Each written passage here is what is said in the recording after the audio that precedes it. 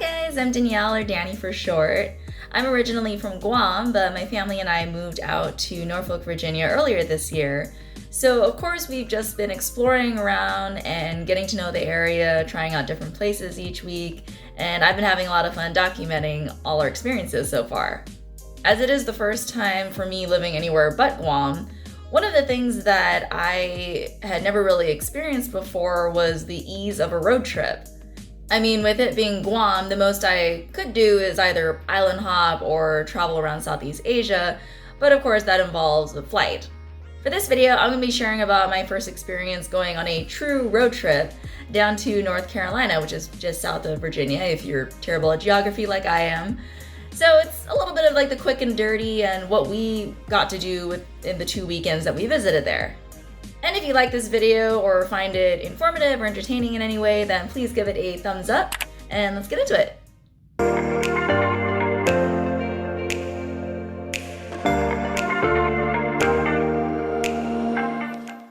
So to start off with a little bit of backstory as to why we even went down to North Carolina in the first place. It didn't happen at random. My sister and her boyfriend were actually traveling from Guam out to North Carolina to kind of, scout the area and see if it's where they might want to live in the future. And so we figured that's about a 3-hour drive or so, give or take. And at that point, I'm not going to pass up the opportunity to see my sister.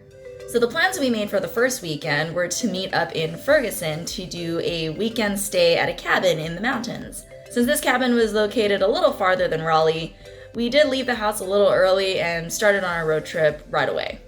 I honestly have to say, I think the fall season is probably the best time for road trips in general because it's that perfect temperature, and then the scenery along the way is just so gorgeous.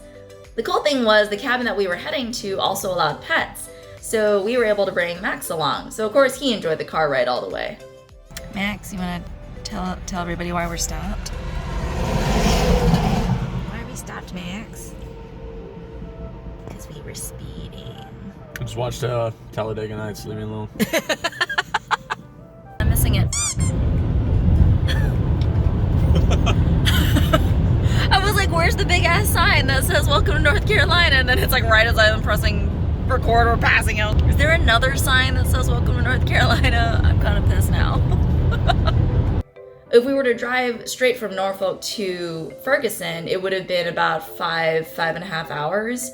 So I suggested that we kind of stop somewhere a little in between, midway. So we ended up meeting up with my sister Courtney and her boyfriend Jeff in Winston-Salem at a place called Chin Chin Burger Bar. Look, Yeah, I'm so glad, man. Whole lot of gang shit going on. Oh, yeah, baby. Gang, gang. That last little leg of the drive was no big problem. Until we got to the actual site where I had to drive more uphill. I'm forgetting that when you want to rent a cabin in the mountains, you would have to go a little bit higher in elevation. And I had never had to drive that way before, so I struggled a bit on the trail leading up, to the point that I had to ask my husband Luke to switch with me, or at least he could tell I was really nervous, so he said, do you want me to take over? I was like, yes please, because I really thought I was gonna get us stuck on this horrible incline and never make it to the cabin. But this place was absolutely amazing. Not only was this venue massive, you could tell it would be rented out for family reunions. There are at least 3 to 4 bedrooms, each with their own bathroom. There was an upstairs area for the kids' bedrooms. And it also comes fully equipped, meaning with the kitchen. If you wanted to stay there and just not leave for a couple of days, you could just stock up that fridge and be able to cook for yourself every day. It was just perfect. Setting aside the practical aspects of this place, the more extraneous things that were featured included a gorgeous fireplace, a hot tub, and a game den. When I say game den, I just mean it's almost it's like a man cave, but I wouldn't even say man cave because I would love this place. But it had a pool table, had cornhole tables, had beer pong tables, anything you could think of for hosting an awesome party. Needless to say, during our stay, we took advantage of everything that was there. A few of my favorite things about this cabin weekend that we had was one, the view atop of the patio, if you just kind of looked out to the trees. This is where I would say I think fall was probably the best time to do this, because I have never seen, like fall trees, like everything like bright, vibrant orange, yellow, green, red, leaves just everywhere surrounding the place. It's a really breathtaking view. Another thing I really liked was that this cabin was situated next to some, simple hiking trails. Nothing too crazy. We got up one morning after we ate breakfast, we headed out. Max had a blast going through the woods. But I would definitely say don't go too far unless you have your own markers, because you don't want to get lost. Plus, it's always an uphill battle, literally, coming back. So you want to make sure that you don't go too far and then you're too tired to come back. And I know this is probably a no-brainer for anybody, but what is a fireplace without s'mores? Both nights that we were there, we definitely ate a lot of s'mores, more than I could probably handle, but who cares, while you're on vacation. And on top of that, so mosquitoes love me, and the fact that it was cold, we didn't have that problem at all, so that was wonderful. All I can say is that by the end of that weekend cabin stay, really makes me want to buy a cabin in the future. Now, the following weekend, all our activities were based in Raleigh, which is more like the city. So this drive was definitely not as far. It was only 3 hours from Norfolk to that area. And of course, since we weren't in a rush this time, there was no need to speed, therefore we did not get pulled over.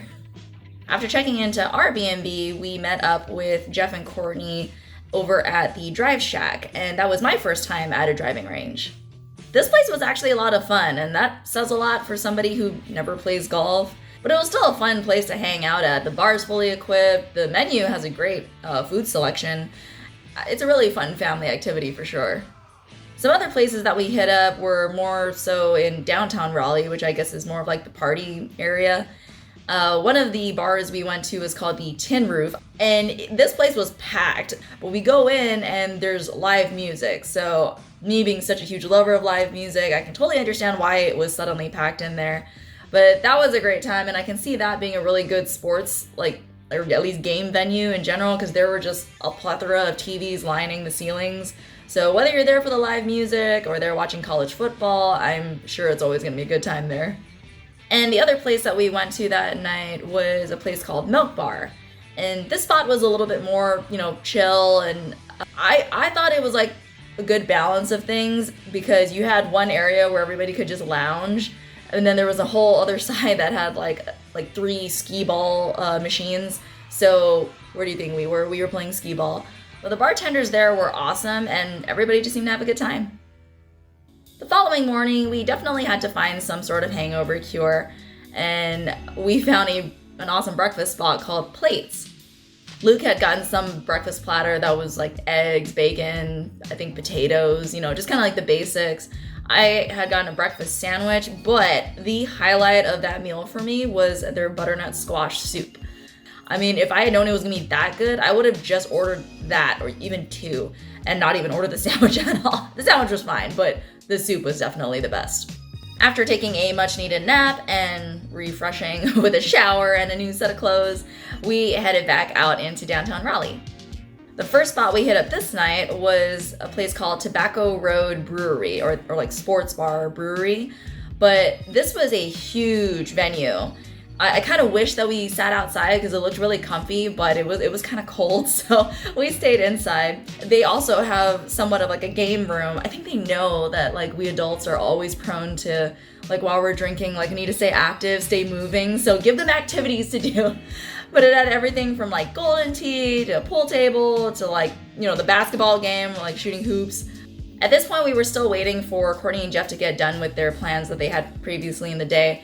So I was like, all right, let's kill time. Let's find another spot. So we headed to this speakeasy style place called Sea Grace. And it was, I believe, a $5 cover to get in. But I absolutely loved this setting. Everything is dim lit. All the walls are red. Everything just felt so like sultry. I felt like I was in a burlesque club, and I'm sure that was the whole intent. Just the atmosphere, along with the jazz band that they had on stage. I just love that music to begin with. And on top of that, the bartender's old fashions were on point. So yeah, this place definitely gets a 10. Now for our last day there in Raleigh, which was a Saturday, we had already made plans and bought tickets to watch the Wake Forest versus NC State college football game. This was my first time, including my sisters, including Courtney's. This was our first time ever watching a football game live. I know, hard to believe, but it really was. And was it an amazing experience? Absolutely. It was so exhilarating.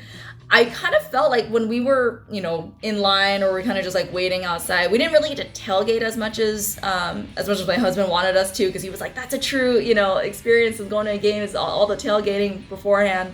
We didn't get to do that much this time around.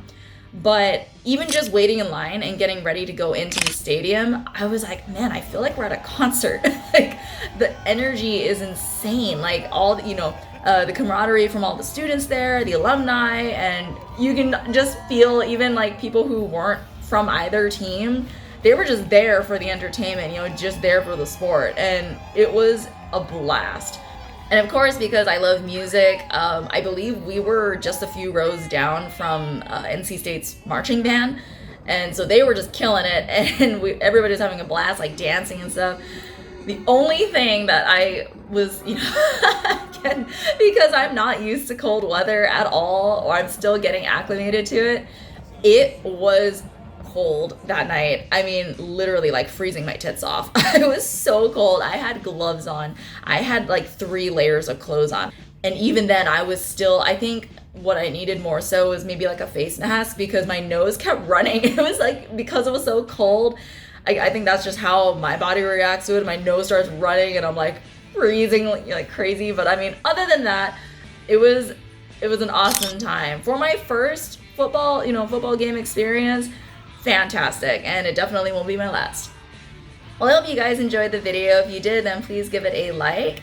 And if you want to catch any other videos of mine, exploring more around Virginia or taking road trips north, south, east, west of Virginia, similar to this one, then feel free to subscribe to the channel and you can check those out there.